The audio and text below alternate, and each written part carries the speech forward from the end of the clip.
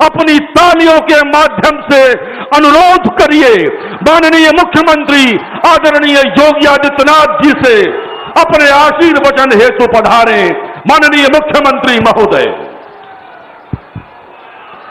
सियावर रामचंद्र भगवान की, सियावर रामचंद्र भगवान की, पवन सुत हनुमान की, पवन सुत हनुमान की, वृंदावन बिहारी लाल की, वृंदावन बिहारी लाल की, सरयू मैया की, नमः पार्वती पतिये हर हर।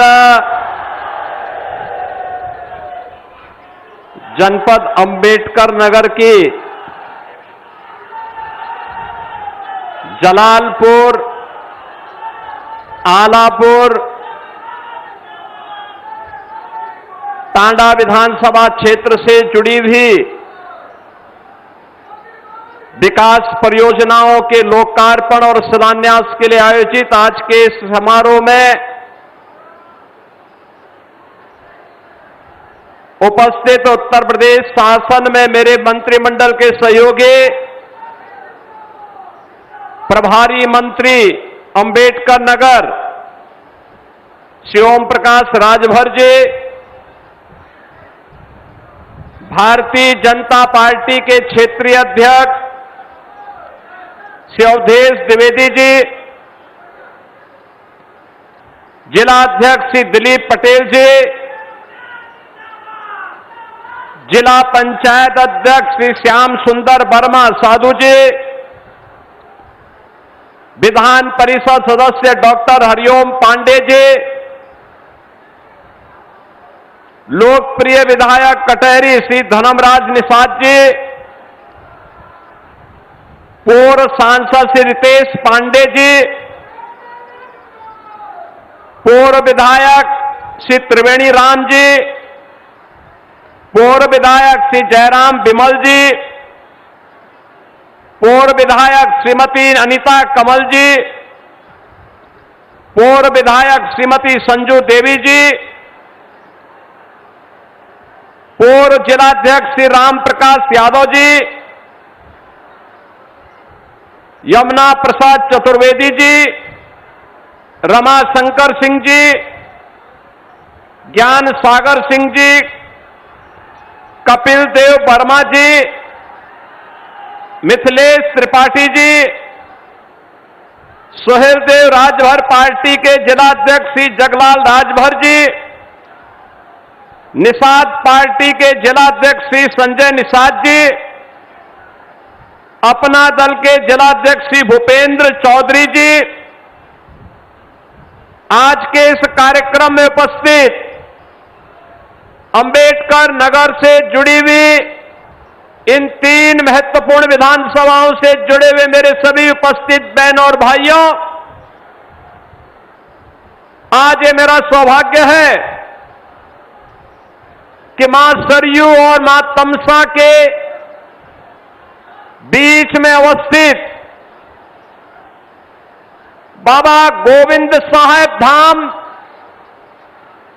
श्रवण धाम और शिव बाबा धाम की इस पावन धरा को मुझे नमन करने का अवसर प्राप्त हो रहा है। बहनों और भाइयों, मैं इस अवसर पर इस पावन धरा को नमन करते हुए आज राष्ट्रीय हथकरघा दिवस है, प्रदेश के उन लाखों हस्तशिल्पी और कारीगरों का अभिनंदन करता हूं जिन्होंने अपनी हस्तकला से, अपनी कारीगरी से भारत के विरासत के प्रतीक, भारत के स्वदेशी बॉन्ड के प्रतीक, भारत के हथकरघा उद्योग को एक नई ऊंचाई दी, नई पहचान दी है। बहनों और भाइयों, आज की तिथि इसलिए महत्वपूर्ण है क्योंकि 7 अगस्त 1905 को भारत की आजादी के लिए लड़ने वाले स्वाधीनता संग्राम सेनानियों ने भारत की आजादी का मंत्र स्वदेशी को बनाया था, और स्वदेशी का मंत्र आज हमारे सामने हथकरघा के रूप में, खादी के रूप में आज भी भारत के लिए एक प्रेरणा बना हुआ है। इस अवसर पर उन लाखों हथकरघा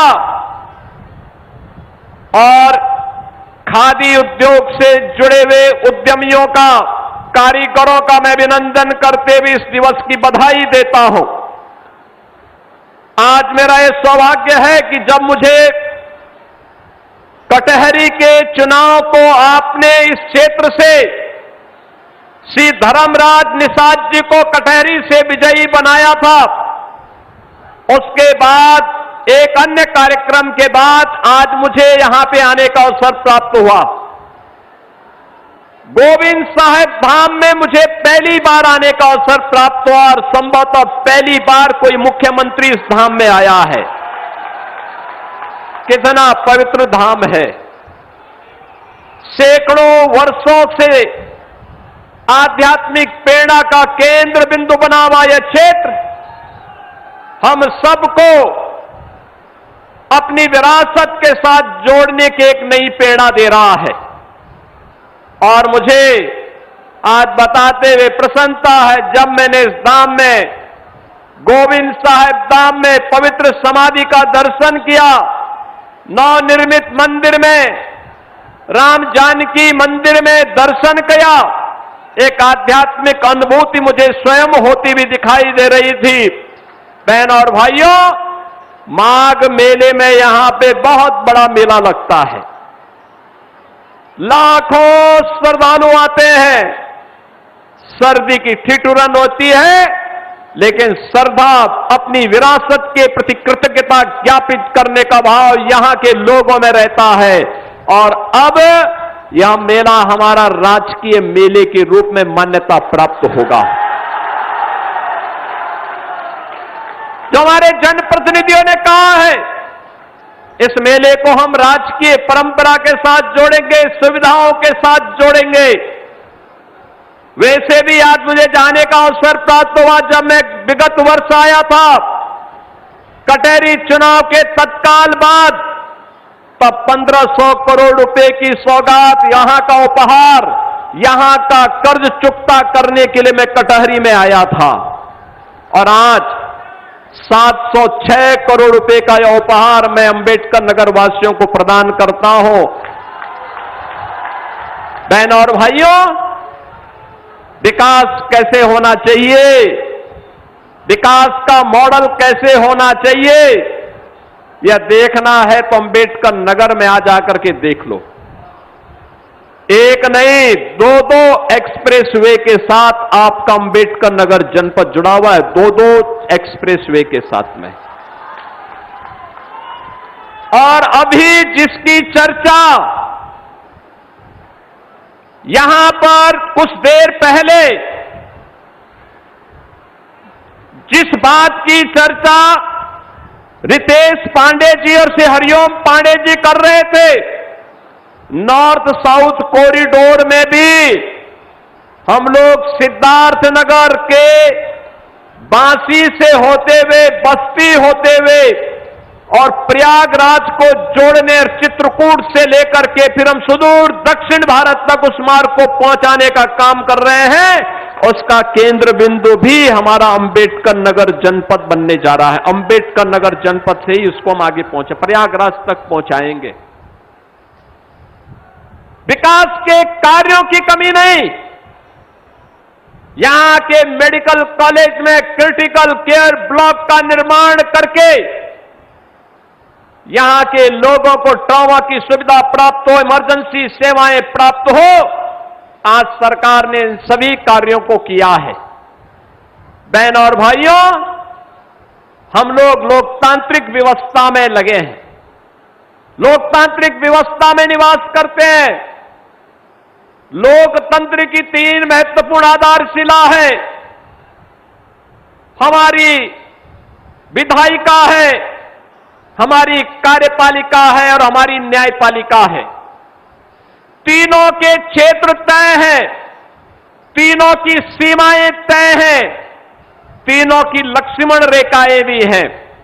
एक दूसरे के साथ बेहतर समन्वय करते हुए ये तीनों मिलकर के विकास के कार्यों को एक गति देते हैं। आपने देखा होगा, अभी हाल ही में उत्तर प्रदेश विधानसभा चल रही थी। विधानसभा में हम लोग 59,000 करोड़ रुपए की अनुपूरक बजट के प्रस्ताव को विधानसभा में लेकर के आए थे।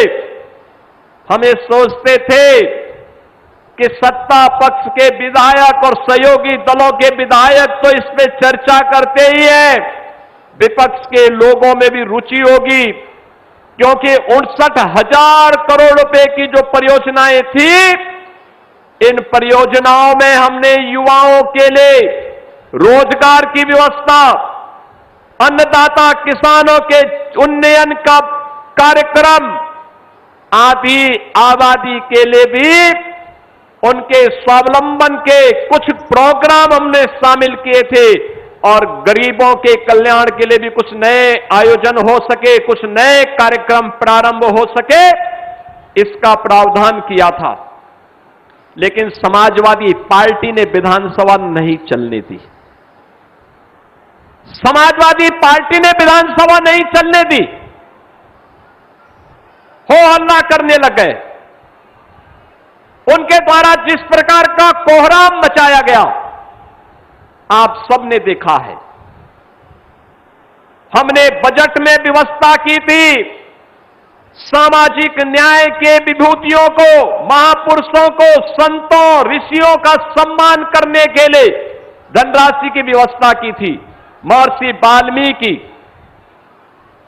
सद्गुरु संत रविदास जी महाराज, हम लोगों ने उसमें तय किया था बाबा साहब डॉक्टर भीमराव अंबेडकर की, इन महापुरुषों की, छत्रपति साहू जी महाराज और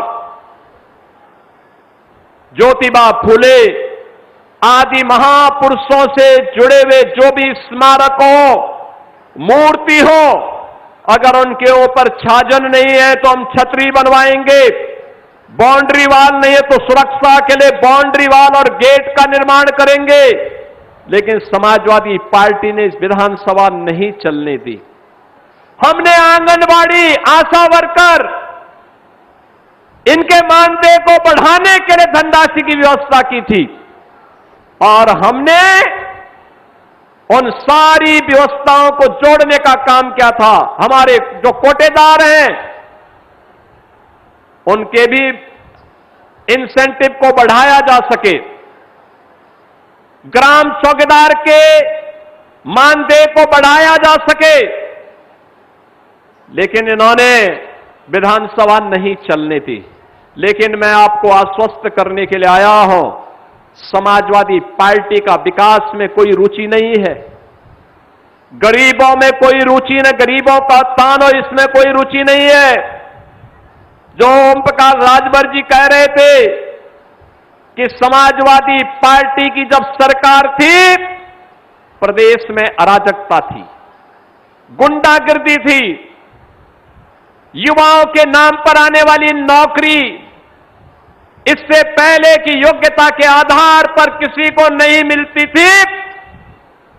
नौकरी का विज्ञापन निकलते ही भतीजा और चाचा की जोड़ी वसूली के लिए निकल पड़ती थी, वसूली के लिए भाई भतीजेवाद का बोलबाला नौकरियों में होता था।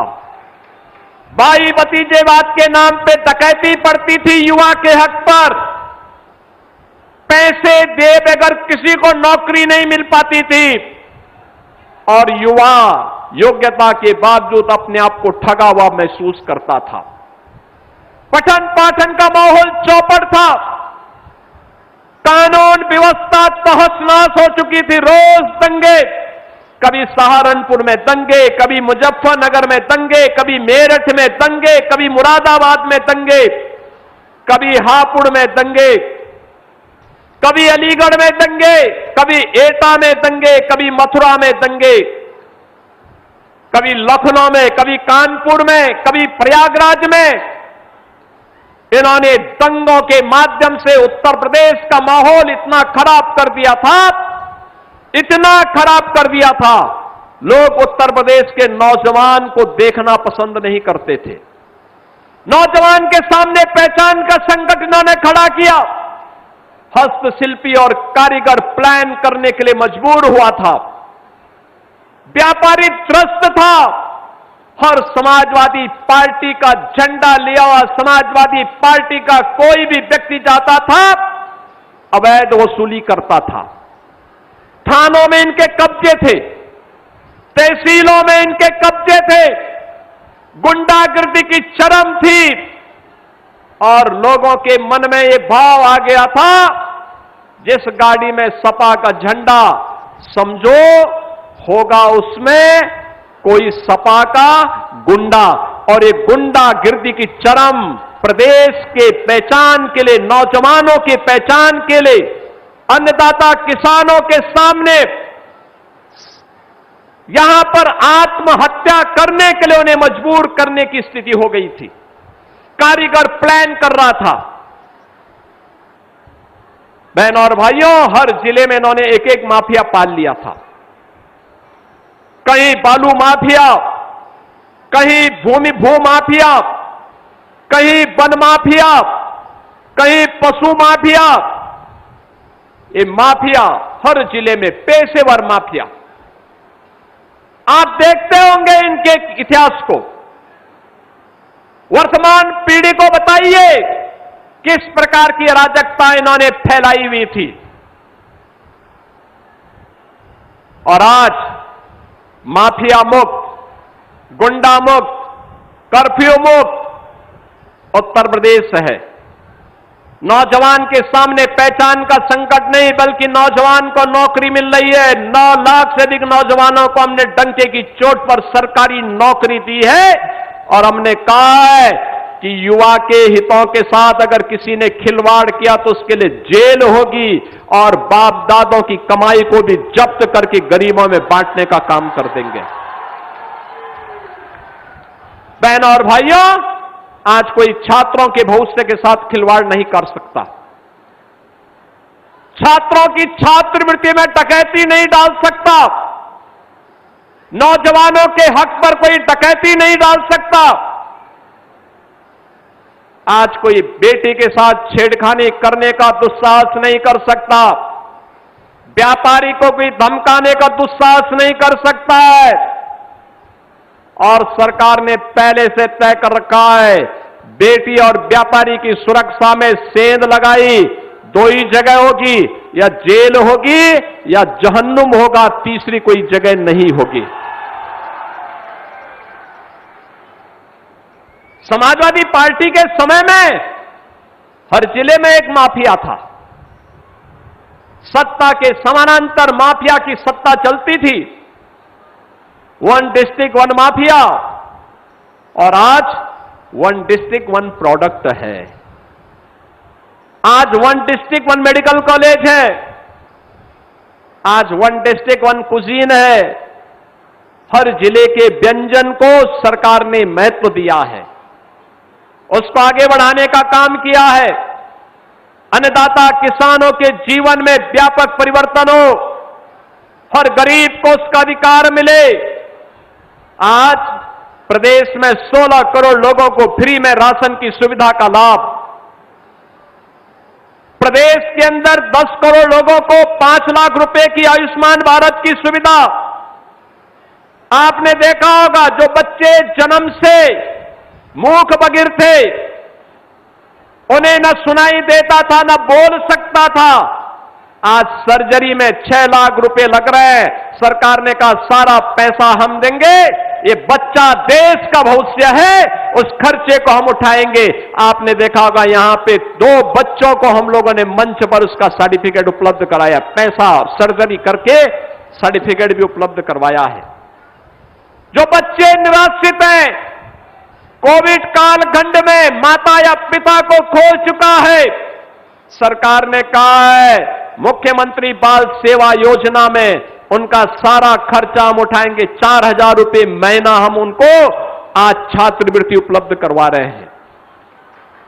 प्रदेश के अंदर हम लोगों ने कह रखा, कोई गरीब बीमार है, वह किसी भी जाति का हो, किसी भी क्षेत्र का हो, किसी भी मत और मजहब को मानने वाला हो, बीमार है, हमारे लिए प्रदेश का नागरिक है, अगर उसके पास आयुष्मान का कार्ड नहीं है तो मुख्यमंत्री राहत कोष से पैसा मैं दूंगा। सिफारिश मंच पर बैठे हुए हमारे पदाधिकारी और जनप्रतिनिधि करेंगे और उसके खर्चे का भार भी सरकार उठाएगी। प्रदेश में सारे कार्य हो रहे हैं, विकास की योजनाएं आगे बढ़ रही हैं। निराश्रित महिलाओं को निराश्रित महिला पेंशन, बुजुर्गों को वृद्धावस्था पेंशन, दिव्यांगजनों को दिव्यांगजन पेंशन, 1,10,00,000 परिवारों को 12,000 रुपए सालाना पेंशन की सुविधा का लाभ प्रदान किया जा रहा है। बहनों और भाइयों, हर गांव में आज कनेक्टिविटी दी जा रही है, बिजली की व्यवस्था देने का प्रयास हो रहा है, हर खेत को पानी उपलब्ध करवाने का प्रयास किया जा रहा है। 2017 के पहले ये सीजन इंसेफ्लाइटिस के लिए, डेंगू के लिए, मलेरिया के लिए, कालाजार और चिकनगुनिया जैसी बीमारियों के लिए जाना जाता था। हर बच्चे सहमे रहते थे। मैं भी देख रहा था, मैं जब बच्चों को अन्नप्राशन करा रहा था, 2 बच्चे अन्नप्राशन के लिए आए थे, अपनी मां के गोद में बैठे थे। मैंने जैसे ही उनको अपने गोदी में लिया, वे हंसते हुए उनके चेहरे की खुशी बता रही थी कि उसे मालूम है अब उसका भविष्य सुरक्षित है, क्योंकि डबल इंजन की सरकार आज उसे सुरक्षा प्रदान कर रही है, उसके बचपन को बचा रही है। पहले समाजवादी पार्टी के समय में इंसेफ्लाइटिस के शिकार 1200 से 1500 बच्चे होते थे, इनके चेहरे पर कोई शिकन नहीं होती थी। आज बहनों और भाइयों, हर जिले को एक नई पहचान मिल रही है, बिना भेदभाव के विकास के कार्य हो रहे हैं। मैं गत वर्ष ही आया था कटहरी चुनाव के बाद, तब 1500 करोड़ रुपए का उपहार अंबेडकर नगर जनपद को मिला था। वर्तमान में 1500 करोड़ रुपए के कार्य अंबेडकर नगर में चल रहे हैं। उनमें से केवल 3 विधानसभा क्षेत्रों के 706 करोड़ रुपए की परियोजनाओं का उपहार आज आपको यहां पर उपलब्ध करवाया जा रहा है। बहनों और भाइयों, विकास के लिए सरकार के सामने विजन चाहिए, इसके लिए समय चाहिए। आप मुझे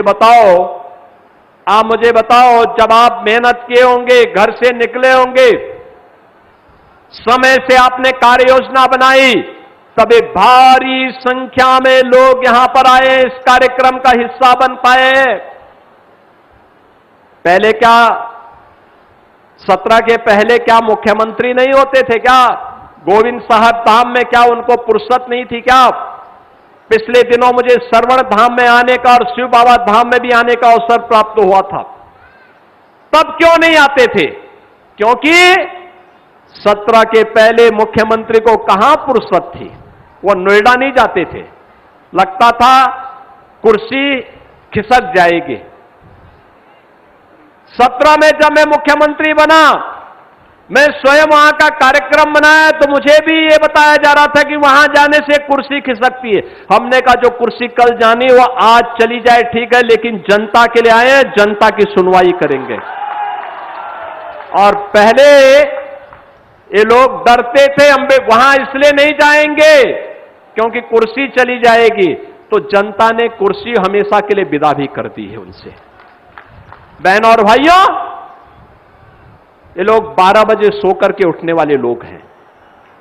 12 बजे सो के उठेंगे, 2 बजे बबुआ तैयार होंगे, और 2 बजे तैयार होने के बाद फिर उनके चच्चू उनको कुछ सिखाएंगे, फिर एक ट्वीट करेंगे, फिर जिम चले जाएंगे, जिम से वापस आएंगे तब तक महफिल जम जाएगी और फिर उनको इतना होश रहता ही नहीं कि वह इस देश में है या फिर इस देश से बाहर कहीं और जगह है। तो इनसे जिनसे स्वयं को नहीं संभाला जा रहा है वे प्रदेश को खाक संभालते, 25 करोड़ जनता को खाक संभालते और इसीलिए दंगे होते थे।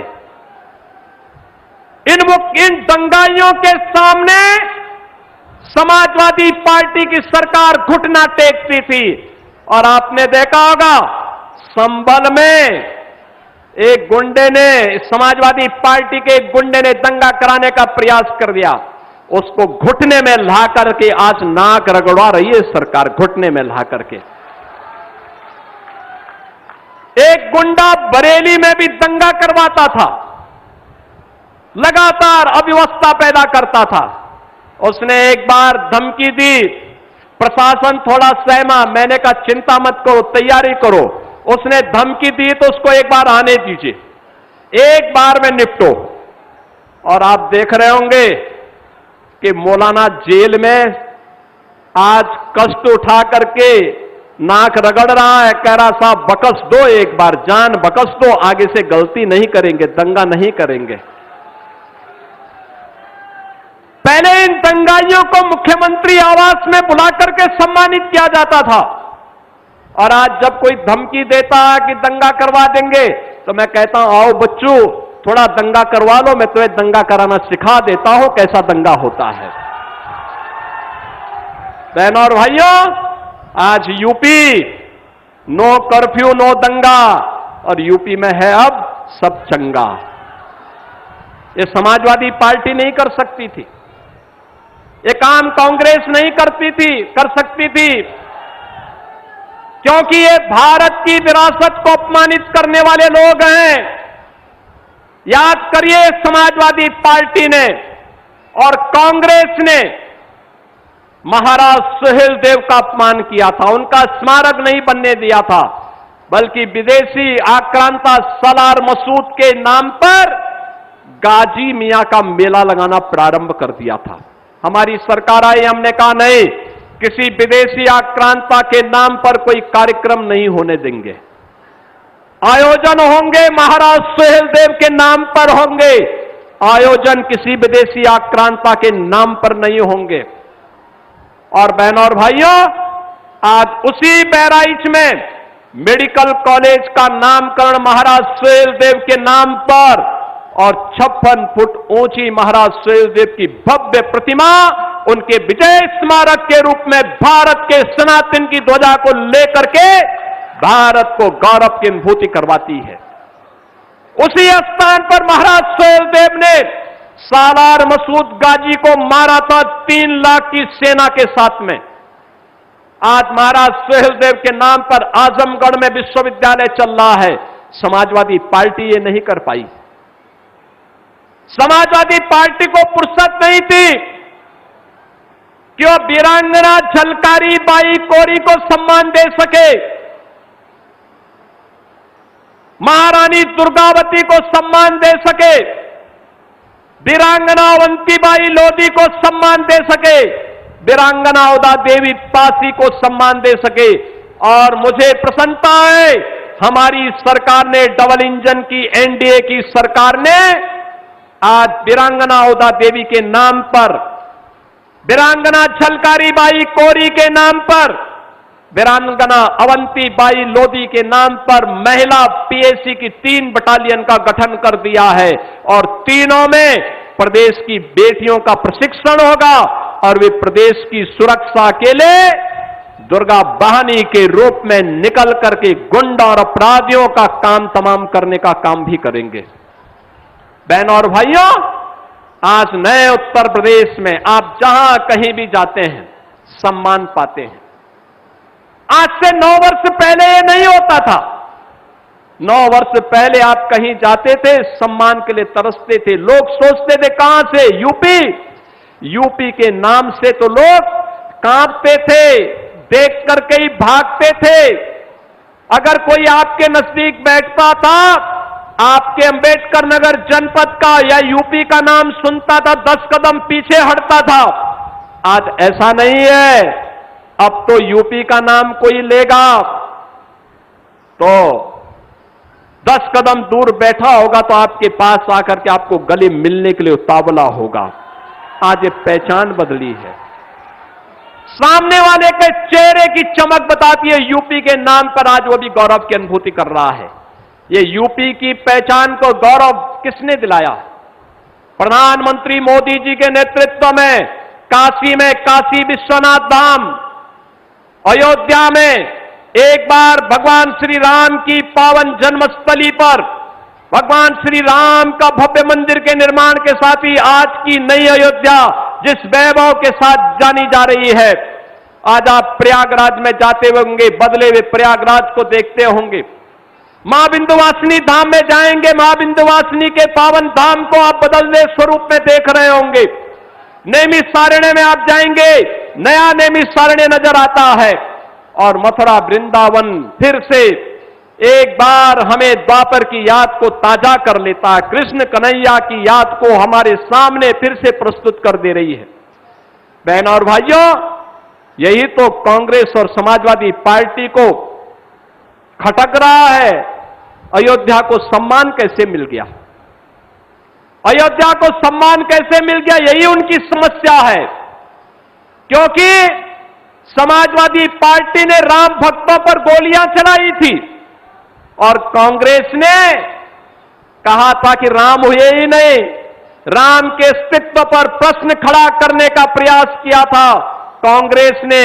लेकिन बहनों और भाइयों, अब कोई राम के अस्तित्व पर प्रश्न नहीं खड़ा कर सकता। भगवान राम का दुनिया का सबसे बड़ा मंदिर आज अयोध्या धाम में बन गया है और लाखों श्रद्धालु अयोध्या धाम में आकर के प्रभु के प्रति अपनी आस्था को व्यक्त कर रहे हैं।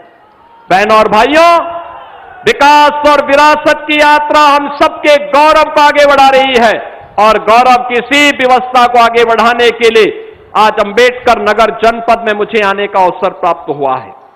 मैं अपने युवाओं से कहूंगा, आप चिंता मत करिए, आपके लिए हमारी सरकार ने तय किया है, आपकी स्किलिंग के लिए, आपके एम्प्लॉयमेंट के लिए, आपकी अच्छी शिक्षा के लिए और आपको हर जगह सम्मान मिले, इसके लिए मॉडर्न टेक्नोलॉजी के साथ यूपी के युवाओं को जोड़ने के लिए प्रतियोगी परीक्षाओं में यूपी का नौजवान अग्रणी भूमिका के साथ आगे बढ़े, इसके लिए अभ्युदय कोचिंग की व्यवस्था हमने बढ़ाई है, इसका विस्तार।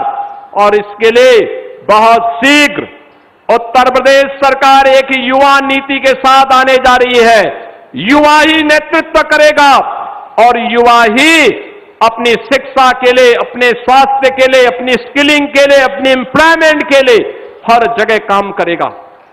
लोह पुरुष सरदार वल्लभ भाई पटेल के नाम पर हर जिले के अंदर एक एम्प्लॉयमेंट जोन हम बनाएंगे, जिसमें युवा के स्किलिंग के साथ साथ उसके एम्प्लॉयमेंट की भी व्यवस्था होगी और लगातार सरकार इसके लिए कार्य कर रही है। पहली बार हुआ है जब निषाद राज गुहा को सम्मान मिला है। श्रृंगवेरपुर में आप जाएंगे, भगवान राम और निषाद राज गुहा की गले मिलते हुए भव्य प्रतिमा आज त्रेता युग का स्मरण हम सबको कराता है। यह हमारी विरासत है और उसी विरासत का स्मरण कराने के लिए आज मुझे राष्ट्रीय हथकरघा दिवस में अंबेडकर नगर आने का अवसर प्राप्त हुआ है। हमारे जनप्रतिनिधियों ने जो मुद्दे मेरे सामने रखे हैं, सरकार इन पर कार्य करेगी। जहां बस स्टैंड बनाना होगा जरूर बनाएंगे, हॉस्पिटल जहां अतिरिक्त बनाने होंगे, हॉस्पिटल की क्षमता बढ़ानी होगी, जरूर सरकार करेगी। इंफ्रास्ट्रक्चर के लिए, रोड कनेक्टिविटी के लिए, टेक्सटाइल पार्क के लिए जो करना होगा करेंगे। और मैं आपको इस बात के लिए आश्वस्त कर सकता हूं कि समाजवादी पार्टी के गुंडों को कोई अवसर नहीं देना है। याद करिए, इस समाजवादी पार्टी के समय में इसी जनपद के एक होनहार कार्यकर्ता रामबाबू गुप्ता की हत्या समाजवादी पार्टी के गुंडों ने कर दी थी। तब भी मैं यहां अंबेडकर नगर में आया था और आज मैं आप सबसे कहने के लिए आया हूं, अब इन गुंडों के साथ सरकार जिस शक्ति से निपट रही है, उसने हर बच्चे के भविष्य को उज्जवल किया है, हर बहन और हर बेटी को सम्मान दिया है, हर व्यापारी को सुरक्षा प्रदान की है, हर अन्नदाता किसान के चेहरे पर खुशहाली लाई है, हर कारीगर और सम्मान के साथ अपनी कारीगरी और अपनी हस्तशिल्प के वैभव को वैश्विक पटल पर ले जा सकता है। और उसी विश्वास के साथ आज मुझे आपके इस जनपद में आने का अवसर प्राप्त हुआ है। मैं 706 करोड़ रुपए की इन परियोजनाओं के लिए जलालपुर, आलापुर और टांडा से जुड़े हुए सभी मतदाताओं को हृदय से बधाई देता हूं। यहां के जलालपुर के हमारे विधायक हैं श्री राकेश पांडे जी, अस्वस्थ हैं, आना चाहते थे, आ नहीं पाए हैं। उनके पुत्र रितेश पांडे जी यहां पर उपस्थित हुए थे, लेकिन बहन और भाइयों, अन्य विधानसभाओं में वहां के विधायकों को विकास में रुचि नहीं है। विकास के लिए मेरे पास या तो रितेश पांडे आते हैं या फिर मेरे पास हमारे कटहरी के विधायक श्री धर्मराज निषाद आते हैं, या यहां के एमएलसी श्री हरिओम पांडे जी आते हैं, या क्षेत्रीय अध्यक्ष अवधेश द्विवेदी जी आते हैं।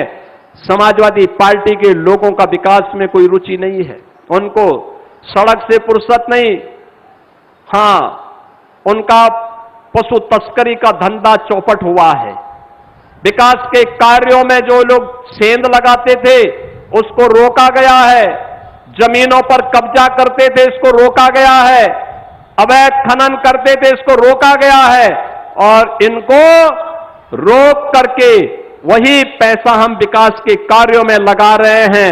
जो विकास आज अंबेडकर नगर में दिख रहा है, इसको और तीव्र गति से आगे बढ़ाने के लिए आप सभी के द्वारा जो उत्साह दिखाया गया है, इसके लिए मैं हृदय से आप सभी का आभार व्यक्त करते हुए आप सभी अंबेडकर नगर वासियों को अपनी बधाई देता हूं, अपनी शुभकामनाएं देता हूं।